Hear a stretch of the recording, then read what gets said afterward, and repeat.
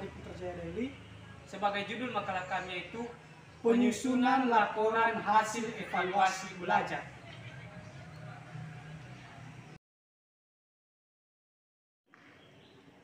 Baik, masuk pada bagian A, pengertian laporan. Laporan itu adalah suatu bentuk penyimpanan berita, keterangan, pemberitahuan ataupun pertanggungjawaban. Adapun jenis laporan itu ada laporan secara lisan dan ada laporan secara lisan dan secara tertulis. Contoh laporan secara tertulis yaitu bisa melalui dengan laporan tertulis bisa ditulis. Jadi laporan secara lisan itu contohnya saya mengambil laporan pemimpin upacara kepada pemimpin upacara. Jadi itu laporan secara lisan.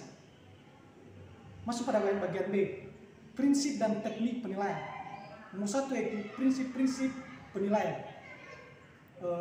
Data pertama didasarkan pada data yang mencerminkan kemampuan yang akan diukur. Kedua, harus objektif. Ketiga, adil.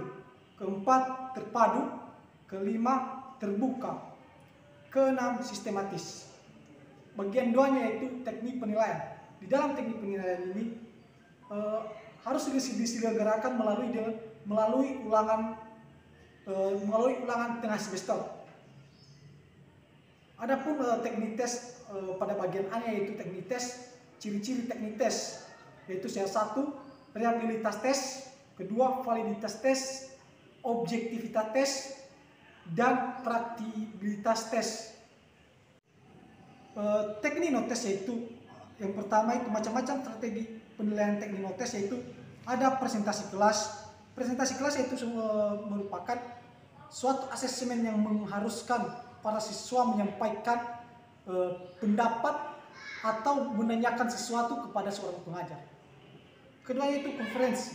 Konferensi itu adalah merupakan pertemuan formal atau informal antara guru dengan seseorang siswa atau orang tua siswa.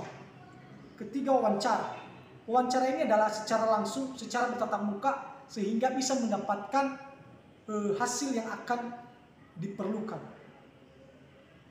Keempat yaitu observasi. Observasi ini merupakan suatu proses berupa pengamatan dan pencarian sistematis tentang perilaku seorang siswa. Bagian C yaitu pengisian laporan. Dalam pengisian laporan ini, adapun bagian-bagian yaitu A, pengumpulan data. Pada pengumpulan data ini, pertamanya perumusan masalah yang akan dilaporkan baik itu berkenan dengan masalah-masalah penilaian ataupun penelitian. Kedua yaitu masalah tersebut harus dirumuskan. Ketiga, sumber data yang digunakan, data harus dikumpulkan dari sumber yang benar-benar memiliki data yang benar-benar aktual atau benar-benar ada bukti. Secara cermat dan operasional. Bagian B yaitu pengelola data. Pada pengelola data ini dikumpulkan tidak akan mempunyai arti apabila tidak diolah dalam pengelolaan data pelapor. Berikutnya itu penyusunan isi laporan. Dalam penyusunan isi laporan perlu diperhatikan arah kepada siapa laporan itu akan disampaikan. Berikutnya bentuk laporan. Bentuk laporan ini diatur sedemikian rupa sehingga laporan tersebut makin menarik bagi pembaca. Sekian dari saya. Baik, sekarang bagian D yaitu pelaporan tingkat ketuntasan belajar. Dalam pelaporan ini terdapat mata pelajaran aspek penilaian yang dapat berupa huruf dan angka. Kemudian di sana ada catatan guru. Bagian E yaitu pelaporan hasil analisis tingkat keterpahaman dan ketuntasan belajar.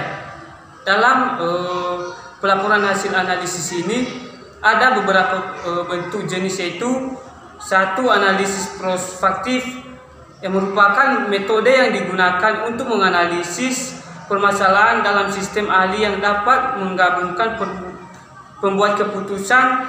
Manfaatnya yaitu untuk menguji ketepatan dan strategis. Kemudian analisis retrospektif. Analisis retrospektif ini yaitu suatu analisis kebijakan yang dilakukan untuk menciptakan dan menginformasikan informasi setelah aksi kebijakan dijalankan. Kemudian analisis terintegrasi. Analisis terintegrasi ini yaitu menciptakan gabungan antara prospektif dan retrospektif. Analisis ini cenderung kebijakan sebelum dan sesudah tindakan suatu kebijakan dilakukan. Bagian F yaitu memahami cara pemanfaatan hasil evaluasi untuk perbaikan pembelajaran. Pentingnya memanfaatkan cara pemanfaatan hasil evaluasi ini yaitu untuk memberikan umpan balik atau yang disebut dengan feedback ke semua pihak yang terlibat dalam pembelajaran, baik secara langsung maupun tidak langsung. Umpan balik ini dapat dijadikan sebagai alat bagi guru untuk membantu peserta didik agar kegiatan belajarnya menjadi lebih baik dan meningkatkan kinerjanya. Sekian dan terima kasih.